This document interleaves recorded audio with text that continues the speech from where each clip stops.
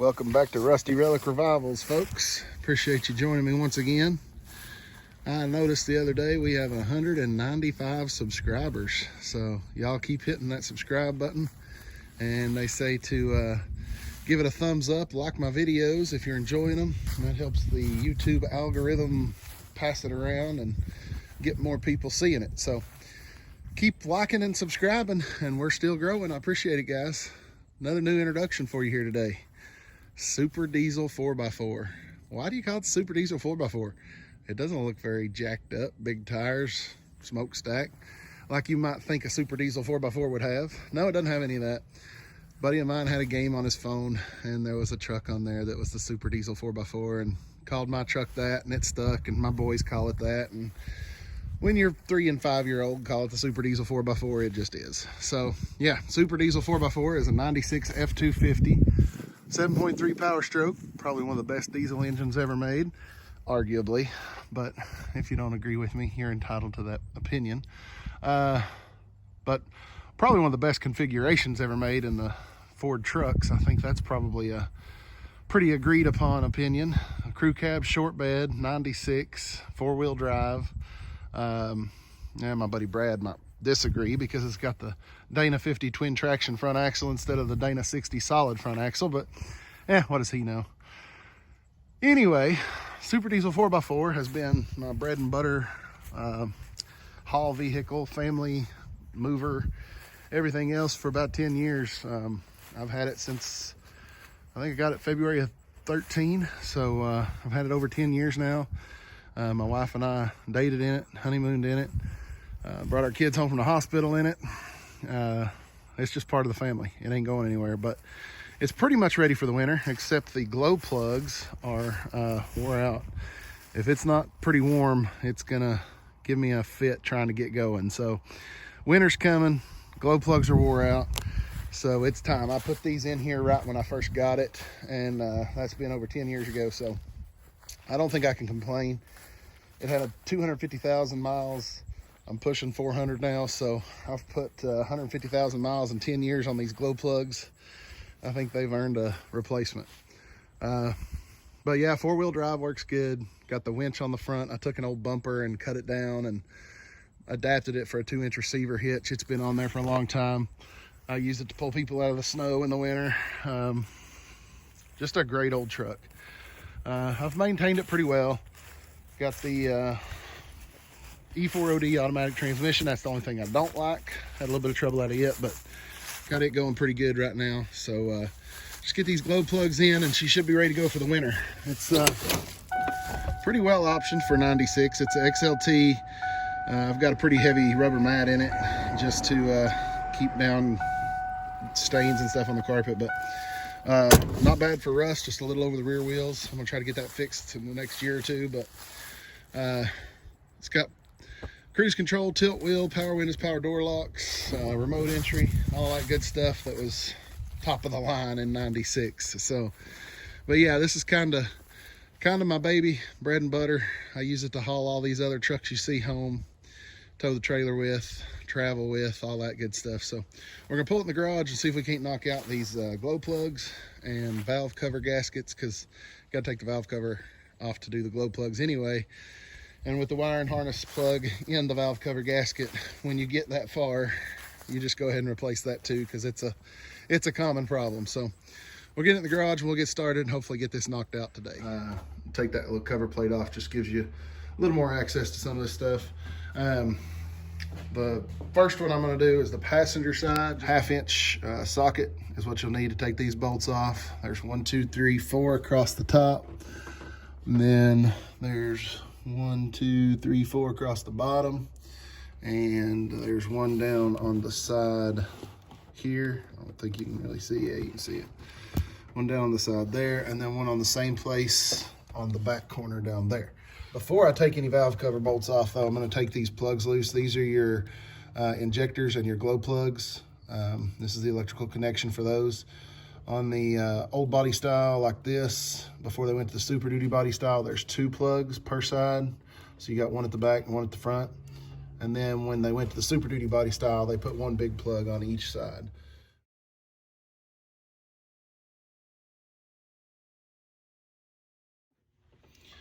All right, I got all the bolts out. The last one back here in the corner did give me a fit. The one that, the solution that ended up working the best was a 1/4-inch drive ratchet with a short 1/2-inch socket. And I went down kind of under this way with my left hand and in kind of over this way with my right hand, and between the both hands on it, and being able to hold the socket on the bolt with the other hand and work the ratchet with my left hand, I was able to get it loose and get it off. So you'll just have to figure out the best way to get to it. But I got all the bolts out now. Unfortunately, I did discover this is gonna have to be addressed. This is the plug for the glow plugs and the injectors. Honestly, I don't know how it was running without missing, unless the injectors are the ones that are still there. The glow plug terminal is kind of burnt up, but I've fixed that once before. Like I said, I've had the truck 10 years. Fixed that once before. I'll dig up my stuff. I think I still got the stuff to fix it. This one, obviously, I've replaced. You can tell that it's not as bad. So you'll have to finagle a path to get the valve cover off, because it is a tight fit in there. There it is. Valve cover off. Very clean inside, so I'm glad to see that. Okay, with the valve cover off, I'll give you a quick shot of what this looks like. This is the passenger side, front of the motor this way, 2 plugs on each bank of the engine. So there's your 4 cylinders. You're looking down at the injectors there. I have replaced the injectors. This right here is the injector. Of course, 4 per side, 1 per cylinder. And then the glow plugs are down in here, if you can see that wire right there. The black wire on that one is the glow plug. A better picture of it there, that red wire right there goes down to the glow plug. So pull the wires off and the glow plug should screw out. So we're going to go ahead and take this valve cover off. To do that, you will disconnect the injectors, which you just raise this little clip up, or push this little clip down, I should say, and it kind of unlatches it like that. Just unlatch it like that, and then that will unplug, and then the glow plug just pulls off to disconnect it. So I'm going to disconnect all 4 of those, and we'll pull that valve cover gasket off. The injectors disconnect pretty easily. I'm going to use a pair of these long reach needle nose and go down here and see if I can use them to unplug the glow plugs. Yep, that's going to work pretty good. Just sticking the needle nose down there, you're able to pop that off pretty easily. Just get a little wiggle so you're not maybe a little twist and a wiggle so you're not breaking any electrical connections or plugs. Now the whole assembly, valve cover gasket harness assembly, should lift right off. Finagle it, maneuver it a little bit to get it out, and there you have it. So now that it's off, just a couple more quick things. You can tell this one's been getting hot. As you can tell, that's been kind of hot and bubbled up a little bit right here on both sides of that plug, but I think it's on the valve cover side. I think the plug side is okay. So that electrical connection passes through the valve cover gasket right here. So I may be able to use that if I have to. Another note, this is the bracket that holds the oil dipstick tube, and it goes right there, and this is the studs that hold that. So that goes on there to hold that valve cover on, and then that bracket goes on the stud, and then it takes these nuts right here on those 2. So that took a little extra time to take all that off, no big deal. That's the hold down for the dipstick tube onto that bracket, and it takes this little guy right here. This right here is not something I will skimp on. Motorcraft glow plugs. If you don't get good quality glow plugs, they will potentially break off after they've got some age to them. That could cause an issue, something falling down in the cylinder. Now you've trashed a piston, scratched a cylinder wall. It's just not worth it. Don't skimp on the glow plugs. So I got Motorcraft ZD11 glow plugs. I've had these on the shelf for a couple of years. I bought them a couple years ago and never did put them on. Now it's time. The other thing I'm not skimping on, this is the gasket, valve cover gasket. It is a VS 50483R. You need a quantity of 2, 1 for each side. And I got Felpro because, right there, I don't take a chance on stuff for this truck most of the time. Shop around a little bit, you can save some money, but don't skimp on good quality stuff going in your Power Stroke. Okay, before I put the valve cover gasket on, lest you think I'm getting ahead of myself, I gotta do the glow plugs. What you're gonna need is a 10mm deep socket, preferably 1/4" drive if you've got one. I think 3/8 will still work. Basically, you gotta go down right here, get on that. Something kind of delicate like that, I like to use my hands because I can feel everything. I'm not gonna impact something, snap it off. Those glow plugs been in there 10 years. They're probably hot, possibly a little deteriorated. So be extra careful when you take those out. Try to make sure they don't break off or fall down in the cylinder.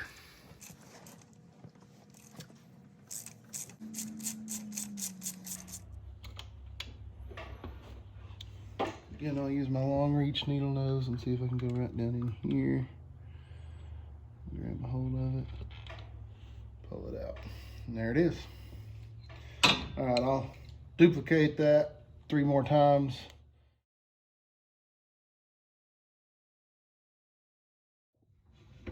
All right, so I got my new glow plug right here. I'm gonna go ahead and start putting these in. There you can see that hole pretty well. It's gonna go right down in that hole right there. Obviously you don't wanna get too crazy with over torquing them. Should drop right in. I'm gonna use extension and a socket to start it by hand. I definitely don't want to cross thread that, but I want to go ahead and put these 4 in. I'll go ahead and put all 4 of them back in because I do not want any of those holes to the cylinders open any longer than they have to be. So I'm going to drop these back in real quick.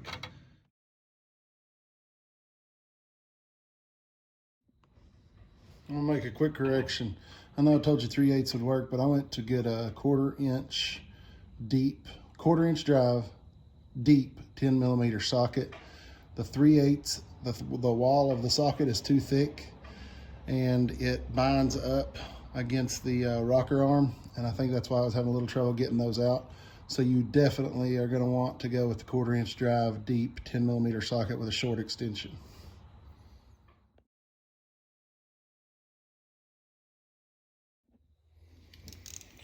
Yes, that definitely worked much better with the 1/4" drive. So if you can't run them down all the way by hand, something's probably wrong. I'm going to use the 1/4" drive as well to snug them up. Just one hand. I'm sure there's a torque spec, but they just need to be good and tight so they'll get a good ground and not back out. But it's not a very big fastener or not a very big thread, so you don't want to get too crazy. I'm just going about 1/4 of a grunt with one hand, and that should be perfectly sufficient. And then that'll complete the glow plug replacement. One's good. And like I said, I went ahead and replaced those before I did anything with the valve cover gaskets. I don't want that hole down into the cylinders to be open any longer than it has to be. So new glow plugs are in. We can go back to looking at the gasket. Something very critical on a gasket is the sealing surface. This one's not bad, but it does have some grit and grime, and it can take something just as insignificantly seeming as a particle of dust or something to just get under that rubber part of the gasket and basically waller out a groove that the oil could pass through and leak. So being tedious and cleaning your sealing surfaces is of the utmost importance. So I'm going to start with a rag. I'm just going to go around and wipe the perimeter of the sealing surface on the head.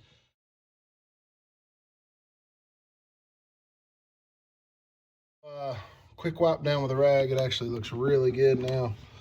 I don't know if you could tell in the time lapse, but I was being careful to make sure I hold the rag in my hand, and especially on this upper side here, wipe in the direction of outside of the valve cover. So like back towards the lifter valley, wipe that way. You don't want any lint off the rag or debris to fall down into your head valve train area. So got that wiped off. It looks really good. I had to get up from the front of the truck to reach down that very back corner. Kind of had to how I had to get to that last valve cover bolt. So next we got to prepare the new valve cover gasket, which means we have to take these off of this one. I think it's pretty straightforward. It's a little clip here. I think you just pull up off of that, and maybe like a little push with your thumb right there and your finger right there while you push that way with this finger. Yep, there we go. And that just pops right off. That one actually looks pretty good. Let's see if this one comes off as easy. This is the one that was a little bit melted. Let's see. It's going to require 2 hands. Yeah, so I finally got this one popped off. It ain't looking so hot. Actually, it looks really hot. That's the problem. It's pretty significantly damaged. I don't think I'm going to be able to reuse this. I had hoped that I might be able to, but you can see the valve cover gasket. Big chunk of that's burned off on the ends right here. Yeah, it's had a rough 10 years apparently since I put these in. So whatever shall I do? I don't know, maybe look on the wall of my garage, and that would be a couple of spares. What happened is the injectors went out not long after I replaced these valve cover gasket and glow plugs the first time. So when I had the valve covers off and put new injectors in it, I went ahead and put new valve covers and plugs on at that time. So I actually have a spare set of this stuff on those old valve cover gaskets hanging on the side of the garage. When you fool with this stuff enough, you start having spare parts, and it turns out to be really handy. First one I took out was in real good shape, no issues. I'm gonna get it cleaned up and put on the valve cover gasket, and then I'll get one off of those and do the same. So now I got both of those ready to go on, and then right before I stick the valve cover gasket on, I'm gonna clip those into place, but that'll be the very last step before I set the new valve cover gasket on. All right, we got the new valve cover laid out here. Best part of it, by the way, right there, made in USA, Felpro. Thank you, Felpro, for still being made in USA. Before we put this on, we are going to apply a thin bead of this stuff right here, Loctite 515 flange sealant. I have never personally used this, but a friend of mine, Brad, yeah, same Brad that badmouthed the twin traction beam Dana 50, he's all right. He's just misconstrued, thinking that the Dana 60 was the only decent front end ever put into anything. But that's neither here nor there. The Loctite 515 comes highly recommended by Brad. He's a heavy equipment mechanic. He ought to know. So we're going to give this a whirl. It's supposed to be really good stuff. It doesn't take much. Just a thin bead. I'm going to go right on top of the O-ring seal all the way around the gasket on both sides. I'm putting it on the gasket instead of the head surface or the valve cover, because the gasket is the smallest thing that's got to fit through there, and I think it'd be easier to thread the gasket on there without messing up the bead than it would be to get the valve cover in there or get down in there and apply it to the head. So we're gonna put it on the valve cover gasket and then set it down on the head. This is our valve cover gasket, the Loctite 515 on both sides. Let me spin that carefully. I think everything looks good there. Put our plugs back on there, the pigtails back on there. I'm gonna go down in the back first, because that's the most difficult part to get lined up. Raise up the heater hose, raise up the little wiring harness here. Didn't really mean to drop it, but and kind of pick up, carefully thread it over the injectors and set it down. There we go. I think that's the way it goes. Looks good. All right, so now the valve cover gasket is installed. All right, I'll show you how to hook one of these up, and then I'll just do the rest of them. This is the glow plug connection right here. and get your long needle nose. You should be able to get it started down on the glow plug terminal. Maybe a little twisty motion, and it should slide right down on. You don't want to jam it on there, but you should feel a definite click kind of when you get it down all the way. And then the injector, just pull the glow plug up out of the way. The injector, you fold the little clip back, plug the plug into the socket. Should find its way, pretty self-explanatory. There we go.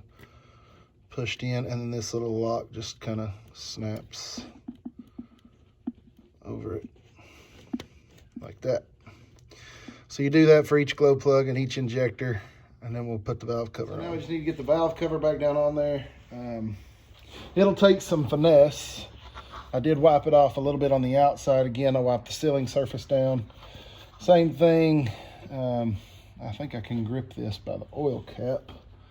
It's going to be most complicated to get it around the back there, and then work it down over the front corner, and then we'll have to pick it back up at the back again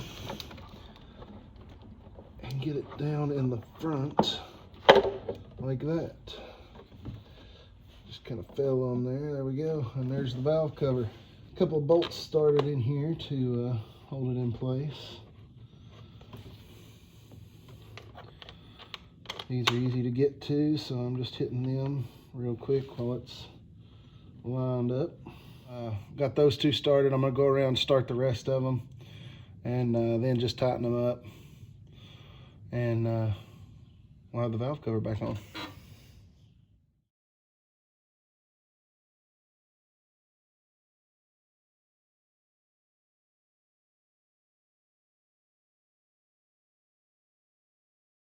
So make sure you go in a center towards the outside pattern. So here, here, here, here, back over here, back down there.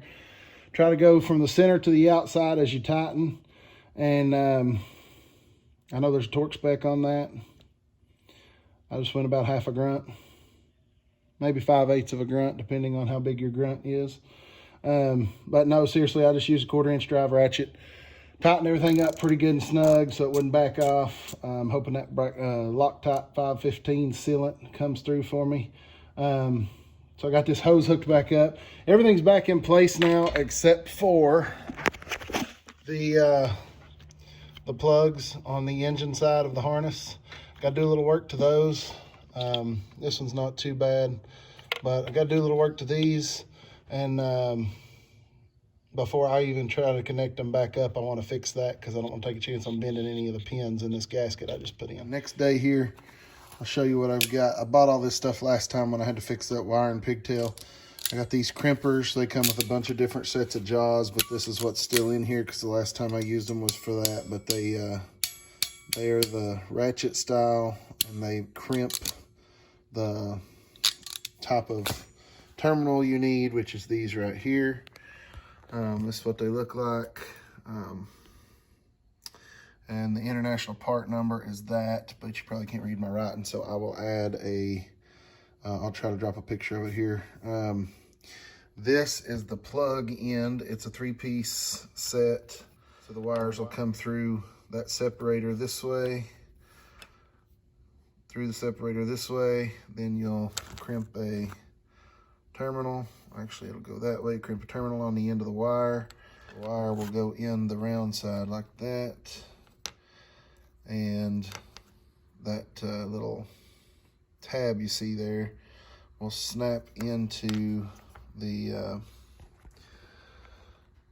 little recess there. Tool here, which is specifically to reach in there and unlatch those terminals. Takes this tape off back, you know, about yay far or so, where we can get to the wires. This is the little wire separator thing. Hopefully the camera can pick that up. But basically it goes right here. In order to put it on, you can kind of put it upside down. Literally just thread one wire through each little slot there. and it just snaps on. These little grooves go over these little ears right here, and it snaps on. You saw what it looked like put together. So you pop that off first. I just use a little flat screwdriver to go right in there, get under that, pop that off. Now we use the little tool to remove the pins. I'll do one, let you see that, but basically push in, give some relief. Then you can go right in the top, right there. You should feel it release, and then you should be able to pull out the wire from the back, like that right there. Now, before you ask, why are you going to all that trouble? Don't they sell a new pigtail you can just splice in back here somewhere? Yes, they do. But every time there's a joint in a wire, there's another place for corrosion to build up, another place for it to short out, another place for moisture to get in and all that. So yes, you can get a pigtail that goes in up here and you splice it in. I don't want to do that. I would rather take the time to tediously take the terminal that's bad off, crimp a new terminal on, and put it in a new plug, and that way you still have the integrity of a one-piece wire, and you can just, you know, replace the part that's bad and keep the one-piece wire. So that's why I'm not splicing in a new pigtail. Now, if you choose to do that and you solder it and you shrink wrap it, heat shrink it, it'd probably be fine, but I would just rather have the one-piece wire with a new terminal in. So that's the route I'm gonna go.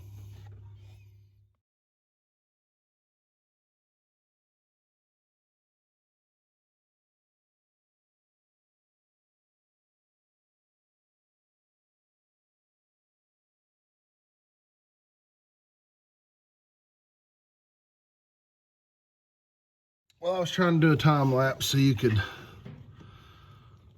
get the abbreviated version, but it's not cooperating. Obviously, you've seen I've had some troubles there, but got these three. I had to recrimp a couple new terminals on there, but I got those three snapped in good. This one just will not snap in. So I think the terminal itself is wore out.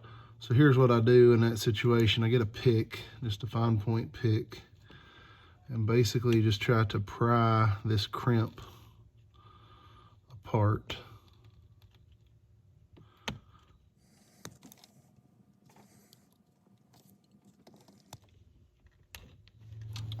I actually got that wire cleaned up. I did not break any wire off. What had happened is this little white grommet thing had slid down and made me think the wire had broke, but it actually cleaned up pretty good. All right, so what I do is I kind of preload one of these terminal ends in the crimper. Since it's a ratchet style, it'll go a click or two and hold it. But there's a little side on this side and a big side on this side. The wire is supposed to go through here to where it'll barely, like the insulation barely goes in right there. I don't know if you can see that or not. And then click it on down. It should grab. That crimp looks good. And then I usually give it a couple of tugs. It feels pretty good. So let's see if I can get that into this plug.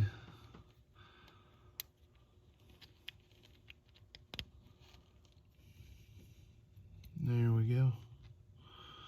4 down, 1 to go. Let's pull this one out. Okay, same thing, got the wire cleaned up. Got a terminal in preloaded. Go in from this side.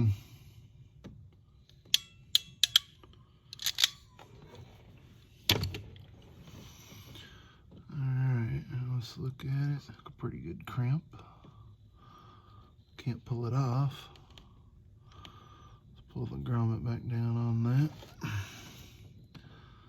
Let's see if this one will latch into place.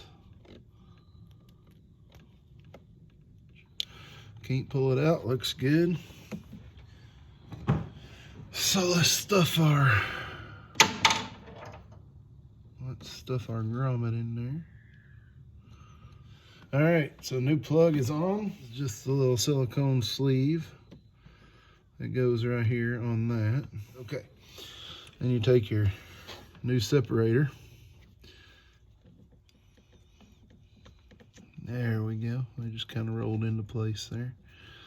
And now, once you get that down there, You just push it on, let it snap over that little notch there, but that's gonna be easier said than done, apparently. There's that side. Oh, man. That's tough. There it goes, okay. So now, that separator snapped on, your new silicone is there. You're gonna get some electrical tape, tape that up, and it'll be hopefully ready to ride again. Looks like it will reach just fine. Okay, I got it all taped up best I could. Just want to keep as much debris and stuff out of there as you can. All the pins look like they're in place. Should just be a simple thing. You want to carefully line that up straight on, and it snapped right in there. All right, so we got that rear one done, snapped in place. You can kind of follow the logic. We're going to replace this one next. I probably won't video. It is a big hassle trying to get a good shot of everything. So a little less room to work here. The harness is shorter.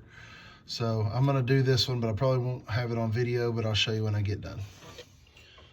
All right, I got the front one on the passenger side done. It was pretty tedious, I won't lie, because you got this bracket right here that the harness comes through, and there's not a whole lot of room to work right there.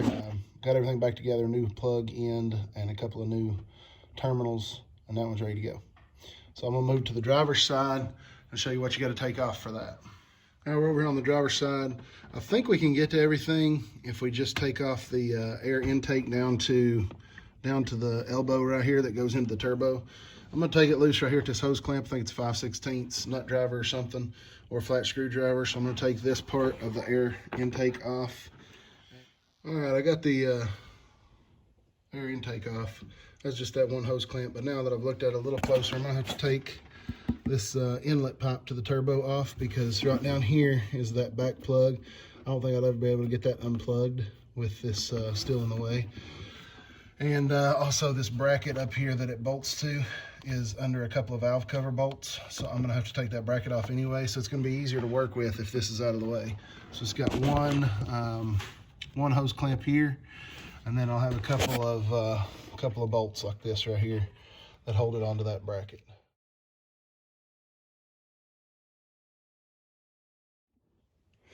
All right, I got the turbo inlet pipe off. I'm gonna go ahead and start taking this stuff off on the valve cover, but like I said, I don't think there's any need to duplicate everything you've seen on the passenger side. So I'm gonna go ahead and do this one. If I run into anything crazy or relevant that you might need to know, I'll go ahead and share it with you. But as of right now, it looks like you're just gonna duplicate everything you did on the passenger side, and I'll let you know how it turns out.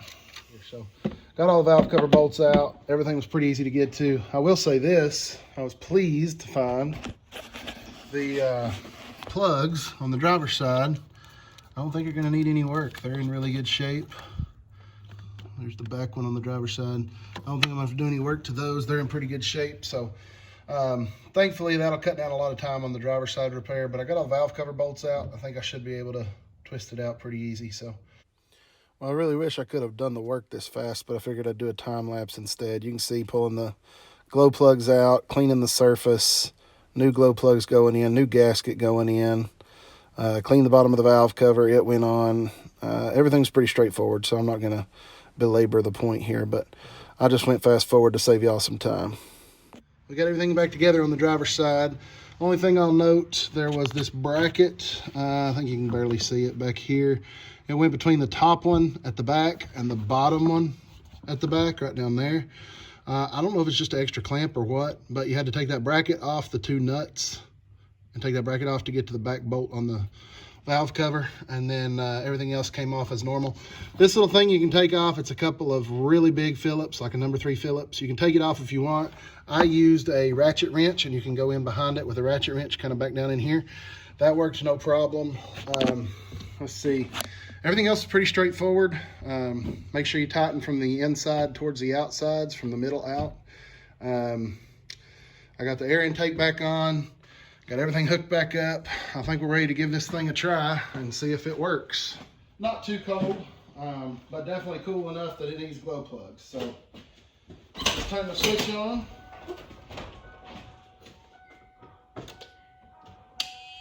Wait, the start light is on.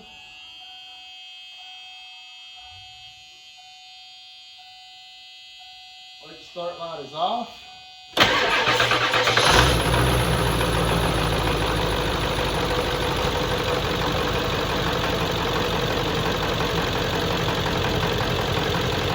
It runs. I don't see any electrical smoke. I don't see anything of concern.